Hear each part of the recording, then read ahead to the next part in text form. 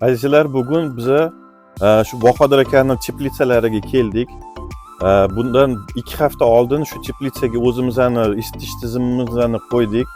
Naxios firmasiga tegishli bo'lgan isitish tizimi. Hozirgi kunda shu isitish tizimi ishlab turibdi teplitsada. Bahodir akamizdan bitta xulosalarni eshitaylik. Rustam aka, men o'zi bittaman emas, menimcha O'zbekistonda hammaga qiziq ma'lumot bo'lsa kerak. Ko'mir, gaz muammolari, tutun muammolari, hamma charchadi, aka. Xudo xolasa, agar bu loyiha masalan boshlasanglar olib kelishni, men ishonchim komilda. Juda ham ko'pchilik mana shu sohaga o'tib ketadi. Elektr panel qo'yiladi, quyosh panelini isitiladi, xarajat ham yo'q. Ham isitishi zo'r. Hozir men bir haftadan beri ishlatyapman.